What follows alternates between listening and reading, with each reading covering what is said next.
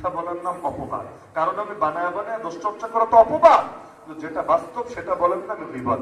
এজন্য একটা হাদিস শুধু মনে রাখবেন, নবী বলেছেন কিয়ামতের দিন অধিকাংশ মানুষকে জাহান্নামে নিক্ষেপ করবে তাদের মুখের ফালতু কথাবার্তা। ওয়াহাল ইয়াকুবুন নাসা ফিন নারি আলা উজুহিহিম আও ক্বালা আলা মানাখিরিহিম ইল্লা হাসাইদু আলসিনাতিহিম। এজন্য একটা হাদিস শুনিয়ে শেষ করি।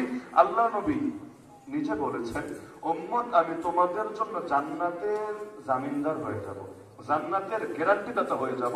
তবে শর্ত হলো তোমরা আমার জন্য দুইটা জিনিস হেফাজতের গ্যারান্টি দিতে হবে, দুইটা জিনিস হেফাজতের জামিনদার হতে হবে। সহজ দিন, আমরা দুইটা জিনিস হেফাজত করব, নবীকে গ্যারান্টি দিব, নবী আমাদের জন্য জান্নাতের গ্যারান্টি দাতা হয়ে যাবেন। পারবেন না মাত্র দুইটা জিনিস হেফাজত করতে? কি কি? নবী বলেছেন একটার নাম হলো জিহ্বা আর একটার নাম হলো লজ্জাস্থান। মা ইয়াদমাননি মা বাইনা লাহিয়াইহি ওয়া মা বাইনা রিজলাইহি। প্রথম অঙ্গটা আছে দুই চোয়ালের মাঝে, দ্বিতীয় অঙ্গটা দুই পায়ের মাঝে। নবী বলেছে এই দুটো অঙ্গ কেউ যদি হেফাজত করার ব্যাপারে জিম্মাদার হতে পারে, জামিনদার হতে পারে, আমি নবী জামিনদার হয়ে গেলাম তার জন্য জান্নাতের ব্যাপারে। নবী যদি জান্নাতের গ্যারান্টি দেন, গ্যারান্টি দাতা হয়ে যান, তাহলে পৃথিবীতে আর কোনো চিন্তা আছে?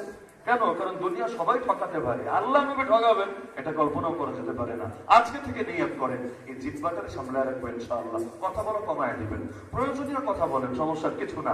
বাকি টাইম সম্ভব হলে জিকির করেন, ইলমি কথা বলেন, না হলে মুখটা বন্ধ রাখেন। মুখ যত বন্ধ বেশি রাখবেন জান্নাতে যাওয়া সহজ হবে, কথা যত বেশি বলবেন জাহান্নামে যাওয়া সহজ হবে। কথা বললে মিথ্যা হবে, কথা বললে গীবত হবে, কথা বললে চগলখড়ি হবে, কথা বললেই বিভিন্ন ধরনের অশ্লীল কথা, পাপের কথা বের হতেই থাকবে। মুখ যত বেশি বন্ধ রাখবেন মনে করবেন জান্নাতে যাওয়ার পথ সহজ হচ্ছে। পারবেন তো ইনশাআল্লাহ? এজন্য নবী বলেন প্রকৃত মুসলমান সে যার জিহ্বার হাত থেকে অন্যান্য মুসলমানরা নিরাপদে থাকে।